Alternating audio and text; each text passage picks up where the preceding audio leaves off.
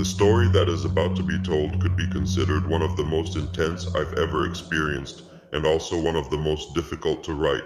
It's not something that's easy or quick to say. The person telling it is now 40 years old and kept all of this in silence for a long time. Today he dares to let it out, not to cause pity or morbid curiosity, but to get it off his chest. A bit of everything he had to go through over 7 months to get his daughter back, who had been deprived of her freedom.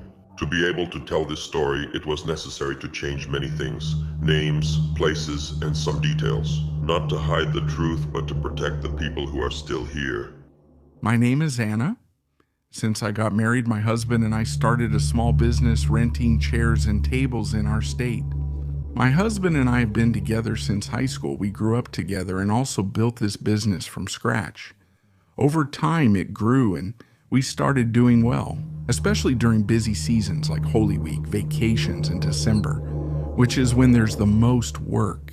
During all that time, we had 3 beautiful daughters, each at a different stage. The oldest, Lisa, 16 years old, the middle one, Lily, 14, and the youngest, Diana, 12, grew up well, surrounded by work, but also by care. As time went by, they started helping with the business, making things easier for us. Gradually, we bought more chairs, tables, tablecloths, and eventually had 2 vans to transport everything. Over time, my oldest daughter, Lisa, already in high school, started going out a bit more, MIS.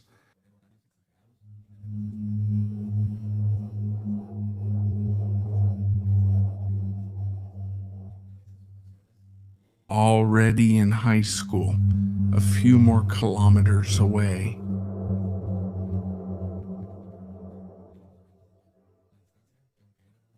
To us, it felt like traveling all the way to China, even though it didn't seem that risky. Who would go? What could happen if there was alcohol, if someone brought something they shouldn't?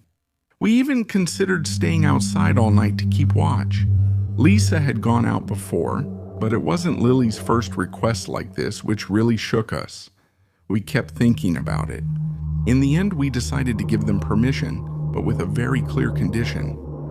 They had to share their real-time location with us throughout the party, from arrival to return. That morning, we delivered chairs, tables, and tablecloths to a hall for a large wedding of about 350 people. Everything was normal until around 10 o'clock that night, when they called to say the event ended earlier than expected. It turned out that the groom had caught his wife kissing his brother. The wedding was canceled, and they demanded that we leave the house. The hall, according to what they said, belonged to the groom's relatives, and the one who had paid for it was the bride. We tried every way to negotiate, but it didn't work, so we had to leave and got in the car. Just my husband and me, while my mom stayed home with Diana. During the whole trip, we kept checking Lisa and Lily's locations over and over again. Everything looked normal. Their locations kept updating without any problem, but we already had that worry stuck in our chests. Packing everything up took us about 4 hours. By that point, the girls' party should have been almost over, and we just wanted to finish and go pick them up. Upon arriving at the party venue, people were already leaving. The music was low and cars were starting up. We searched for Lisa and Lily, but didn't see them at first. With music playing, we called them. Lisa answered, saying she was looking for Lily, and they were still inside. That reassured us a little at first. We thought maybe they had gotten separated and would come out together at any moment. We kept calling Lily, but she didn't answer. We kept trying. We thought the noise might be why she couldn't hear her phone. Since we saw she got our messages, we didn't panic yet. Still, something felt off. We got out of the car and went into the hall. We searched everywhere for her, among the crowd, in the hallways, bathrooms, and on the second floor. When the music stopped, we began asking for her directly. Even the disc jockey announced over the microphone that her parents were looking for her. Nobody knew anything. That's when a girl came up to us and told us she had seen her go into the bathroom. We called her again as we walked over there and went into the women's bathroom, and that's when we heard the phone ringing. But it wasn't in a bag or a pocket. It was ringing inside the bathroom's paper bin. At that moment, I felt like the world was crashing down on me. My body went weak, and I suddenly wasn't sleepy anymore. We checked the bathroom again, every corner. Then we ran to the men's bathroom, checked the front, the back, outside, and around the hall. Nothing. That's it. Lily was nowhere to be found. When your child goes missing like that, it's something you can't put into words. It's a feeling that pierces your chest and doesn't let you breathe. No one knew where she was. No one had seen anything until someone said they saw her leave with a man. They said Lily had her eyes closed and that man was guiding her. They thought he was a relative. That's when we started to imagine the worst, as usually happens in situations like this. We looked for someone to blame. We took it out on Lisa. We argued among ourselves. Fear, desperation, everything came out at once until we came to our senses a bit and decided to call the police. That's when it all started. The police took about 40 minutes to arrive, but it felt like an eternity to us. When they finally arrived, 2 police officers showed up. From the very beginning, you could tell by their attitude, they seemed annoyed, as if they were doing us a favor. They didn't even get out of the patrol car. We explained to them what had happened, that our daughter had come to a party and had disappeared, that nobody knew anything about her. We hadn't even finished talking when they interrupted us. One of them said that she had probably gone off with some boy, with a boyfriend, and that most likely she would show up the next day. We told them it wasn't possible. It was Lily's first party. She didn't know anyone or have a boyfriend, but the one driving the patrol car was very clear that there was nothing to be done. Certain hours had to pass before they could issue a missing person alert, and at most they would file a report. Then the other officer yawned and said something that still hurts.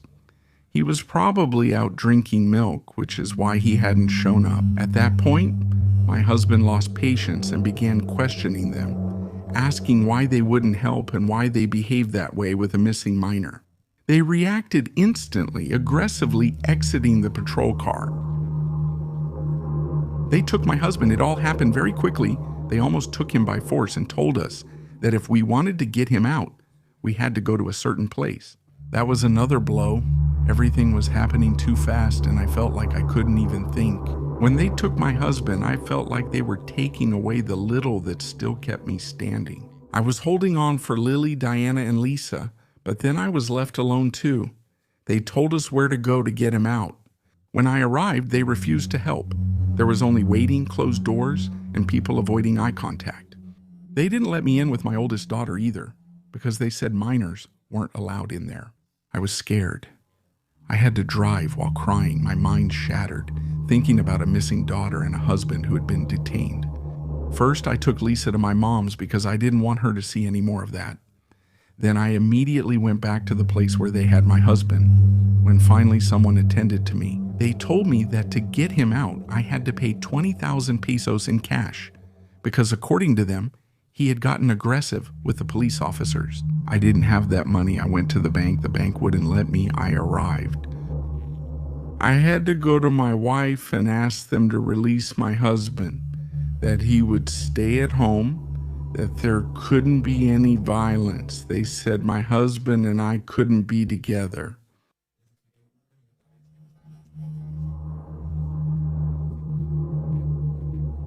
They said if that was true, I had to file a complaint at the prosecutor's office, or else face the law. My daughter was not missing yet, and there was no evidence that she had been taken against her will. After a long while, they finally brought my husband back to me. When I saw him come out, something inside me broke. He was not the same man they had detained a few hours earlier. He was beaten, had a swollen eye, walked hunched over, and held his stomach as if every step hurt him. He leaned on walls or anything nearby to avoid falling. I asked what they had done to him, and they calmly told me that he had brought that state upon himself, that he had made himself sick. Only I knew that was a lie. It was impossible for someone to do all that to themselves in such a short time. I stopped arguing. All I wanted was to get him out. We left, and from then, another race began. We posted photos of Lily on all the social networks we knew. Facebook, groups, local pages, profiles of people who offered us help. People started sharing. Messages of support came in. Words that tried to lift me up, even though I felt like I was running on autopilot. That was day 1, since we last heard from Lily. That same night, we agreed to get up early to keep searching and to take my husband to the doctor. But when I tried to wake him up, he didn't respond. He didn't move. I talked to him. I shook him, and he wouldn't answer. I had to call an ambulance. At the hospital, they told me I couldn't leave. My mom was taking care of my daughters, and my husband's family was far away. When he came out, the doctor told me his condition was very serious. Fractured ribs, internal bleeding, and a severe head injury. He needed stitches. We had to wait. He was in a coma, and I didn't leave the hospital for 2 whole days. I didn't want my mom to leave because I didn't want my daughters alone, but I also didn't want to leave myself. I felt that if I left, something worse could happen, like if I let go of my husband's stretcher, everything would just fall apart. I felt like I was taking 1 step forward, but at the same time, I felt like I was taking 2 steps back. I once went to the bathroom, closed the door, broke down, and cried harder than ever, biting my clothes to muffle my screams as I sat on the floor. I don't know how long I was there, but I'm almost sure it was more than an hour. I lost track of time. Every minute I felt like I was losing something I couldn't get back. As the hours went by, I kept thinking the same thing over and over again. I'm losing time, and that time belongs to my daughter. I went back to my husband, got close to his bed, took his hand and spoke to him. I told him to please react, that this was the moment, that I couldn't handle all of this alone, that I wasn't as strong as people thought, that I needed him. I wanted him to wake up, even if it was just to look at me. I wanted everything to be over. My mom called me to tell me to go home, to change my clothes, to get some rest, even if it was just a little. I didn't want to leave my husband alone. I didn't want to leave my daughters alone. I hadn't slept, eaten well, or thought clearly for over 2 days, but I gathered my strength and went. Over 2 days had passed before I first visited the prosecutor's office. I was exhausted, lacking sleep, and still in the clothes I'd worn since the hospital. They attended to me very quickly. They asked for his name, age, and some photos. Nothing else. They didn't ask me how everything happened. They didn't ask me for any timelines. They didn't ask who was with her. They didn't tell me. They didn't say what they were going to do. They just told me to come back tomorrow. That left me with a strange feeling, like it didn't matter, like what I was going through wasn't urgent. I took the opportunity to mention what had happened with the police, about my husband, how they took him away, how they brought him back beaten up. They told me again to come back tomorrow, that they were busy. I left there with a horrible emptiness, obviously. I kept posting my daughter's photos everywhere I could, on social media, Facebook, groups, networks, and neighborhood pages. I asked her friends, family members, acquaintances for help. Everyone shared. Everyone said they were with me in those moments. That was the only thing keeping me going. The following day, I returned to the prosecutor's office with additional photos. They interviewed me this time, asking how everything happened, what she was wearing, and when I last saw her. They told me they would open an investigation file. They gave me the search alert. And once again, they limited themselves and just said they would be working on the case. Only a few days went by. I can't tell you exactly how many, because time stopped feeling normal, but it must have been about 3 or 4 weeks, when I realized something that until then I hadn't wanted to see. We were running out of money, and I realized it in the worst way. One day, my oldest daughter called me to tell me that the card hadn't gone through at the supermarket, and that my mom was the one who had to pay. At that moment, it was like something fell on me. I realized that we hadn't worked, that no money had come in, and that there were medications to buy for my husband. House expenses, food, gas, everything kept going as if nothing had happened, but we weren't. I opened my phone and saw a lot of messages from clients, people I hadn't replied to, people I couldn't attend to. Because I was between the hospital, the prosecutor's office, and social media, looking for anything that could bring me closer to my daughter. The business was on hold, and I couldn't focus on that. So I decided to go back to the prosecutor's office. I wanted to know what progress they had made. I wanted to know if they were doing anything. When I arrived, they told me there was no progress, just like that, dryly, as if it were normal, as if time didn't matter. That's when I exploded. I made a scene. I asked them what they had been doing all that time. I told them my daughter had been missing for weeks, and no one was telling me anything. That's when a commander came out to ask what the problem was. I thought, good thing he came out, because I had a lot to say. The commander took me to his office, closed the door, sat me down in front of him, and showed me the investigation file. He opened it in front of me, page by page. There was nothing, no progress, no lines of investigation, nothing. He told me there were many similar cases, that there wasn't enough staff, that they couldn't keep up with everything. Ah, he said in an almost tired tone. As if explaining the obvious, he changed his tone and said we were in a country where anything could be fixed, then asked if we could reach an agreement. He himself could lead the investigation, not just my daughter's case, but also the one about the police officers who had beaten my husband. He spoke to me as if he were offering me a big favor. I told him the truth, that I didn't have any money. That's when he started grabbing my shoulders, playing with my hair. He got too close, told me there were other ways to fix it, that it all depended on how much I was willing to give. Right there, in his office. I felt disgusted, I felt afraid, I felt angry, but above all, I felt desperate because I just wanted my daughter back. And in the end, I did what I had to do. I gave in. I did everything I could. Because when it comes to your daughter, dignity becomes something you save for later. When it was all over, I felt dirty, empty, but I thought that at least now they would finally look for her. I returned and visited his office again to ask about any progress. He acted like he didn't understand, avoided and ignored me, and changed the subject. I started crying right there. I asked him to tell me something, anything. They told me that if I didn't leave, they would arrest me for disturbing the public order. When I left, I didn't know what to do. Time was running out. I had some savings, no strength, but I had to keep going. I began working solo, delivering tables and chairs however possible. I handled carrying, driving, and set up myself to get money quickly to support my family, to pay for the basics, for any unexpected situation. Stopping wasn't an option. I sold a car, which helped pay for household expenses, my husband's medication, food, and gas. It was about surviving day by day. I kept going, still not knowing anything about my daughter.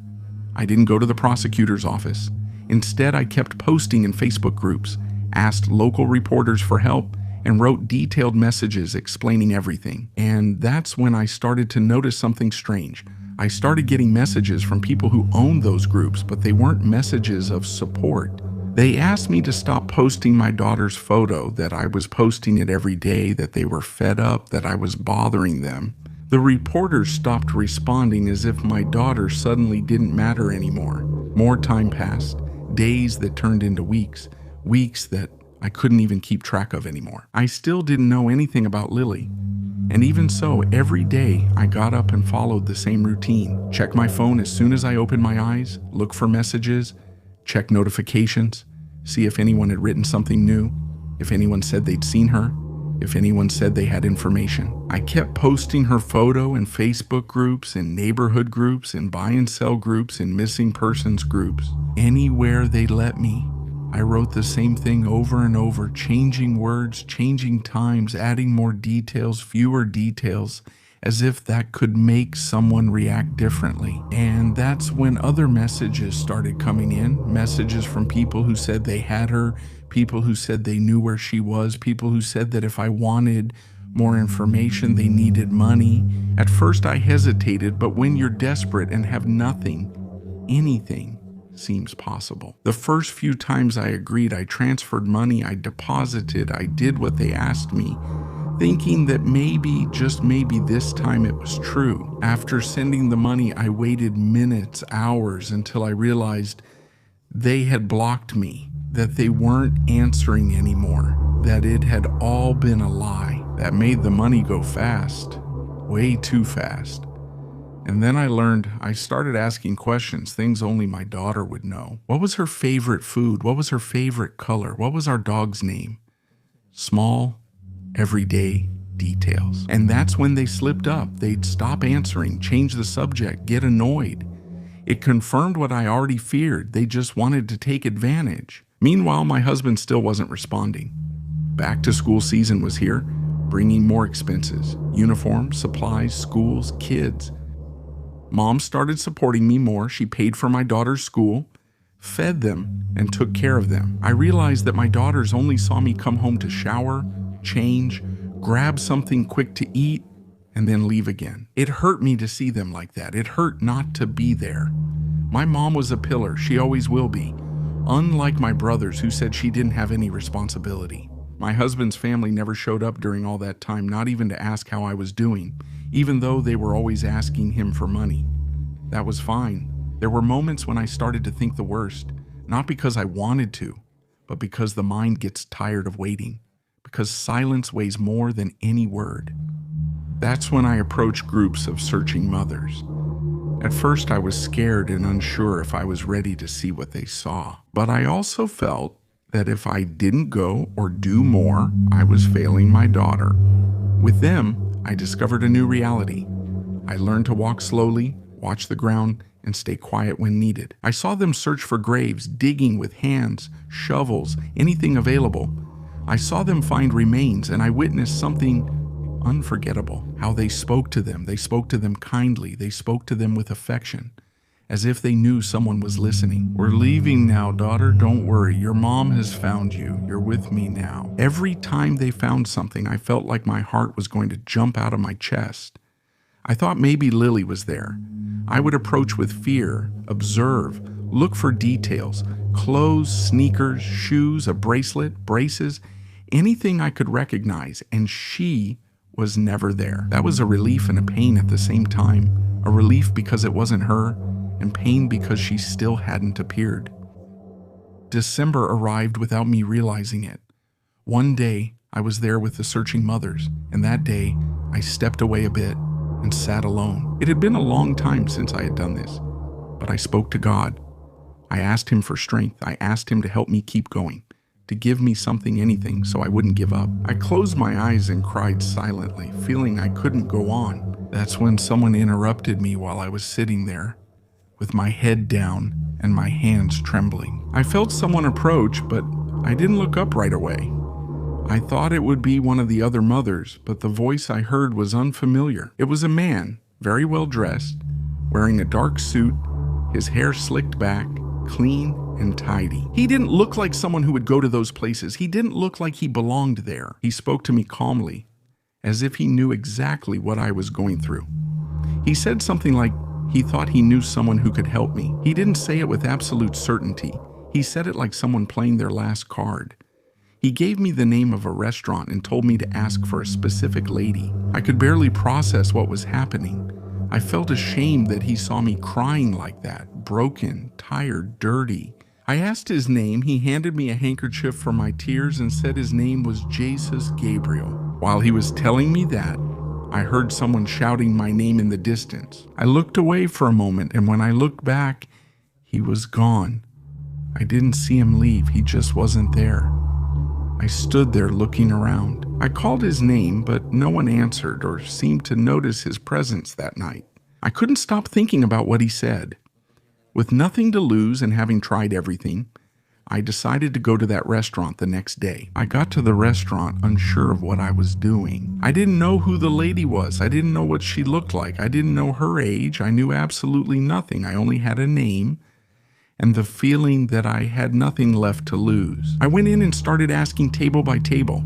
I approached shyly, nervously, asking if they knew that lady. People looked at me strangely. Some shook their heads, others didn't even answer me. I already felt ridiculous, out of place, tired. I thought maybe it had all been a result of exhaustion, of the stress in my mind, looking for a way out where there wasn't one, until a waiter came up to me and asked me what I was looking for. To that lady, I explained it just like that, without embellishment, that I believed she could help me find my daughter. I didn't tell her everything, just that. She asked me to wait a moment, came back and told me to follow her. She took me to a second floor and everything changed there. There were tall men wearing black suits and well-polished shoes. They didn't speak, they didn't move unnecessarily. Some had visible weapons, others didn't, but you could tell. And there was the lady. She was an older woman wearing big earrings and gold bracelets. She looked at me directly and asked how she could help me. I told her everything from the beginning, part by part, without skipping anything, without crying at first. But my voice started to break as I went on. When I finished, she took my hands and told me she would gladly help me. She said she would take me to her house and that she would call her son to come and help me. I didn't know who her son was. I didn't know his name. I didn't know what he did for a living, nothing. When we left the restaurant, everything happened very quickly. They didn't give me time to think about it too much. We got into a suburban-type SUV. I wasn't alone in the front, and there were other vehicles behind us, a pickup truck and a sports car. Everything moved in silence. That's when I realized that lady wasn't just anyone. I was sitting there with my head full of noise, my body tired, my clothes smelling of sweat in the street. I felt out of place. I thought about my daughters, my husband in a coma, and all that had happened so quickly. We arrived at our house at night. It was around 10, a big, well-lit house with people everywhere. I went in afraid, but also with the strange feeling I had already crossed a line I couldn't return from. The lady told me her son was already on his way. She asked me to take a seat and gave instructions for them to bring me something to eat. I wasn't hungry. I couldn't think about food. I could barely stay seated. I waited, and while I waited, I realized something. No one treated me badly. No one yelled at me. No one questioned me. It's strange to feel respect after so many days of contempt, of indifference, of closed doors. Some time passed. I don't know how much. I lost track of time until the movement started. I didn't think it would be so fast. No one told me it was coming. This person who was supposedly going to help me was sitting there waiting, with his head all messed up. Suddenly, I heard noise outside. Not just one car, but several. I heard engines, doors closing, footsteps, and lots of movement. That's when something inside me tightened further. When I turned around, I started to see a lot of people coming in. They weren't running or making a scene, but it was clear that it wasn't something normal. I didn't even know where to look, and then I saw him. This person didn't come in shouting or cursing. He came in normally, looking straight ahead, confident. When I saw who it was, I felt the most intense fear I'd ever experienced. It wasn't like in movies. It was the kind of fear that hits your stomach and leaves you frozen. He first went to his mom and greeted her with a kiss on the cheek, just like any son. That threw me off a bit. It wasn't the scene I had imagined in my head. Then he turned to me, came closer, and reached out his hand. He was very, very polite, one of the most polite people I've ever met in my life. He spoke to me in a very kind tone. "Good afternoon, ma'am. How are you?" That made me a little less afraid of him, but I still respected him. This person, I don't want to mention her or say who she is. I could barely return her greeting because I stuttered. I felt small, out of place, tired. She sat down and told the people who were there to relax, to go rest, but to stay alert in case anything happened. No one questioned her about anything. Everyone did exactly what they did. Mom started telling her what was happening, step by step, everything she said. I felt like I was being torn apart all over again. Everything that had happened, everything I went through. And every time she mentioned a horrible detail, he would turn to look at me. He wouldn't take his eyes off me. He didn't look at me with mockery. He didn't look at me with pity. He looked at me as if he understood exactly what I had been through. Before requesting the photo, this person stared at me for a few seconds. It wasn't uncomfortable, but felt intense, as if he was silently asking for something. And then he spoke to me. He said something like, "Well, ma'am, I'll be frank with you. I'm so-and-so. I run all of this. But before anything else, I'm also a father." That was the first thing that disarmed me.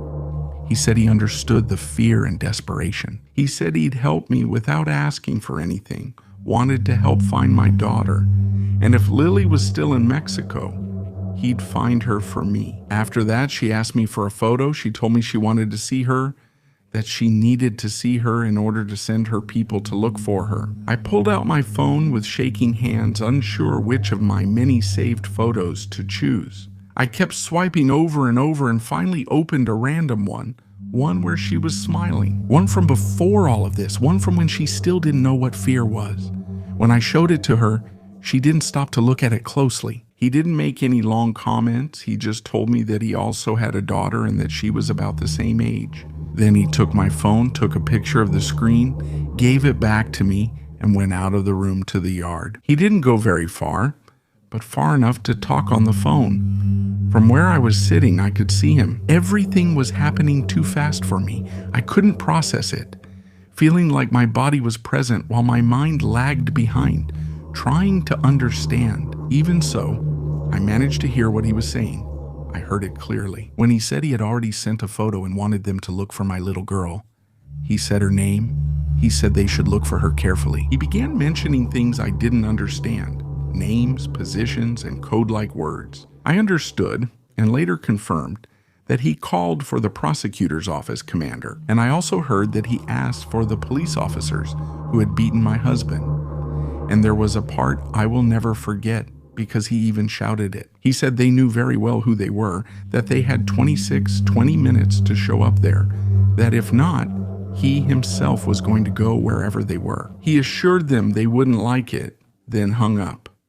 I didn't understand and couldn't believe it was that easy. I had spent months knocking on doors, begging, waiting for any sign, and now it seemed that with just one call, things were moving that nobody had wanted to move. He returned and sat as if nothing had happened.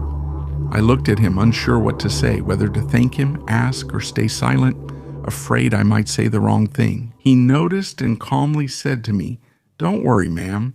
You'll see how everything starts to fall into place soon." A few minutes went by, and I felt my heart in my throat. I didn't think it would be so fast. I really didn't think so. No one told me he was coming. No one said he had arrived. Nothing like that. I was still sitting there, in the same place, with my heart still racing. Because of everything I had just heard in that call he made, I was still trying to understand what had happened. Because everything had happened so fast. Way too fast for me. I suddenly heard noise outside, but it didn't happen all at once. First I heard cars, then doors closing. A lot of doors, then footsteps. And they weren't normal footsteps. They sounded hurried, but not running. Like when people arrive knowing they can't be late. I didn't move, ask anything, or want to stand up. I was afraid to speak or say something wrong. I felt that speaking might ruin something, though I wasn't sure what. Then I saw them come in one by one. And when I got a good look at them, I felt a pit in my stomach because I recognized them. They were police officers. I had seen some of them before, the same ones who had beaten my husband. As soon as they saw me, their faces changed. I will never forget that. It wasn't normal surprise. It was as if something had fallen on them, like they didn't expect to see me sitting there. Some wouldn't look at me, while others quickly turned away. I stood still, my hands cold as ice, watching them pass. This person stood up, didn't shout, didn't start cursing, crossed his arms, looked at them and said while pointing at me, "Do you recognize the lady?" They said yes, some barely, others without looking up. And that's where it began. He told them about my husband, how they left him in a coma, and how I asked for help, but they shut the door on me. My daughter disappeared. And nobody did anything. I was sitting there listening to everything. Every word she said was like reliving it. It was like feeling it all over again. But now, in front of the same people who said they couldn't help, it was even worse when it was the commander's turn. She told him that she knew very well what he had done, that she knew how he had handled the case, that she knew what he had asked me for in his office. And then she told him that now he had to choose. He should really consider if he'd want that to happen to himself, his wife, or daughters, because this time he wouldn't get away with it. All I could think about was Lily, where she was, if she was alive, and whether I'd see her again. Time passed. I don't know how much, maybe 2 hours, maybe more. I didn't know what to do with my hands. They were cold. I was sweating. I felt my heart in my throat. And then a phone rang. The phone rang. And I felt my whole body collapse. I didn't answer. He did.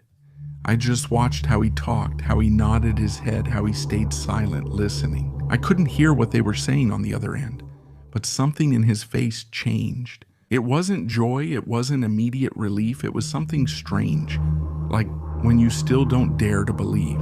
He hung up and stood silently for a few seconds. I didn't ask. I couldn't. He spoke first, saying they'd found her. She was alive and on her way. When I heard the word alive, I felt my legs go weak. I didn't cry, I didn't scream, I didn't do anything. I just froze, as if my body didn't know what to do with that information. I spent months preparing for the worst, imagining terrible scenarios, and sleeping in fear someone would call saying they'd found her dead. Now they were telling me this. I didn't know how to feel. Some time passed again, that heavy silence, until I heard a car approaching, then another, and then I saw the lights. When they opened the car door and I saw her get out, I felt like the air rushed back into me all at once. There she was, walking, thinner, with a lost look in her eyes, but it was her. It was Lily.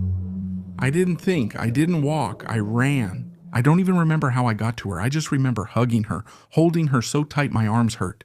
I fell to the ground with her. I cried like I never had. I cried more than I had in all those months together. I cried with sounds I didn't even know I could make. I didn't want to let her go, get up, or close my eyes, fearing everything would vanish if I did. She was crying too, hugging me, calling me Mom over and over again, as if she needed to make sure it was real. At that moment, nothing else existed. There were no police, no prosecutor's office, no one else, just my daughter and me. After a while, he came over and told me to get up, to calm down. He gave me money. He told me it was so I could recover what I had spent, so I wouldn't worry about that. He said the important thing was that my daughter was already with me. He offered for me to stay there that night, or for his guys to take us wherever I wanted. All I wanted was to go home, put my daughter to bed, hug my other daughters, and close the door to everyone else. That night, I slept with my 3 daughters, hugging them all. But I didn't rest well or peacefully. Every so often, I opened my eyes to see them, to make sure they were still there, to touch their hair, to listen to them breathing. I feared waking up in that house again, worried it was all a dream, and didn't fully close my eyes until sunrise. When morning came, I was already tired, as if I hadn't slept in weeks.